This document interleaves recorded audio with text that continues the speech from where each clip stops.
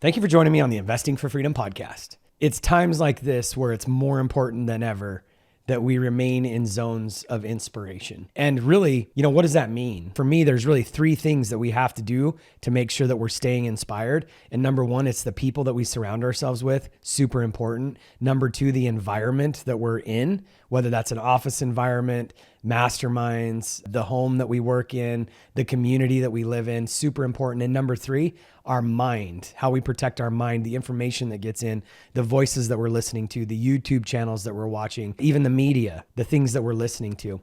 In times like this, people want to be right, or better said, people don't want to be wrong. And so what happens is we get into these echo chambers, if you will, and it can be bad from both perspectives. But the reality is people don't want to be wrong. And so it's easier for people to project recession, and it's easier for people to project that the sky is falling during times like this. And I'm not saying that we're not in for some challenges, but remaining in a zone of inspiration is more important than ever for us. And so there's really a couple other stages that we get into. If we're not in inspiration, we're probably more likely in stagnation, which is just frozen. Like we're not moving, we're not growing, we're not going anywhere. Or even worse, we get into a place of desperation.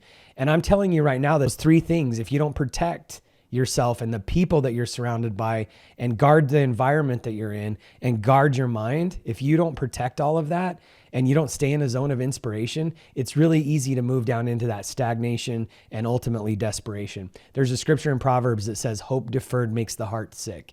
And when we begin to lose hope, that's one of the worst places to be in. And so I'm not going to get into, the weeds today on, what that means for me or how I do it or what I think you should do or anything else. I just wanted to point out that it's more important than ever that you really guard your mind, you guard the environment that you're in, and you really guard the people that you're around. Staying in that zone of inspiration is so important. And this is why Kara and I are constantly doing masterminds. We're joining masterminds. We're joining a group this year that one of our good friends, Justin Donald, turned us on to with a guy named Pete Vargas. It's called Wellspring. We're joining that because we want to be around other humans that are inspiring, keep us in that zone of inspiration. I don't want to get into stagnation. And this is, again, where hope deferred makes the heart sick, where people start struggling because they don't have any hope. They don't know where to go next. And I'm telling you what, even stagnation is almost as bad as desperation because you just feel like you're not moving, you're not going anywhere. And so, if somebody was to ask me, Mike, how would I, get out of stagnation, or even worse, get out of desperation? Well, the people that you surround yourself with, the environment that you're in, and protecting your mindset, your mind, the people that are speaking into that, the wisdom and advice and the noise that's coming in, that's the most important thing. So again, this is some of the reasons why we join the masterminds, et cetera, but also why Kara and I are so passionate about things like the couples mastermind, things like the Lake Powell mastermind that Dylan and I are doing, all of that kind of stuff. And I'm not saying this to, try to sell you guys on it. There's only 5 spots in the couples mastermind anyway, so it sells out. And there's only 8 spots in the father-son mastermind. So I'm not saying any of that as a sales pitch. What I am saying is if you can't find the community or tribe that you need, then you need to go create it, because it's times like this. Like I said, the only way to not get into that place of losing hope and where hope deferred makes the heart sick is to stay in those zones of inspiration. So here's my question for you. Look around, look at your circle, look at the meetings that you're going to. And just even that, meetings, just because you're going to, real estate meetups, or just because you're going to a chamber of commerce meeting, or just because you're on a board, or just because you're meeting with friends and having dinner, doesn't mean that those are zones of inspiration. So here's, again, the question. Are you living in a zone of inspiration? If you look around and you look at your circle, are you inspired?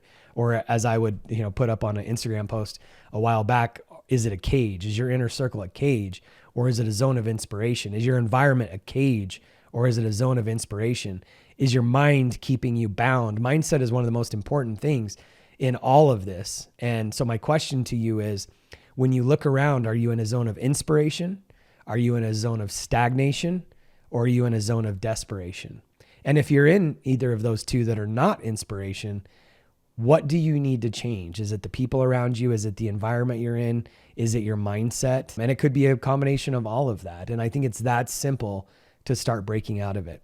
And by the way, if you do find yourself in a zone of stagnation or desperation, I invite you to reach out to me. You can text me at 480-531-7519 and I'll see if I can help you find the group you need to be in, find direction. It could be real estate. It could be investing. It could just be, a friend group. There's so many things. I mean, Karen and I have a couples event that we're launching in November. It's going to be just a group of amazing couples. Almost every city around the country has, dinner groups and different things that you can get involved in. So again, the question is, are you living in a zone of inspiration, stagnation, or desperation? And hopefully it's inspiration, but if it's not, then I challenge you to try to figure out what you need to do, what you need to add to your life, or what you need to remove from your life to get further into that zone of inspiration. Listen, everybody has challenges. We're living in challenging times. I get that. But it starts with that mindset, and really it's people, environment, mindset, those three things. Go out there and find some inspiration.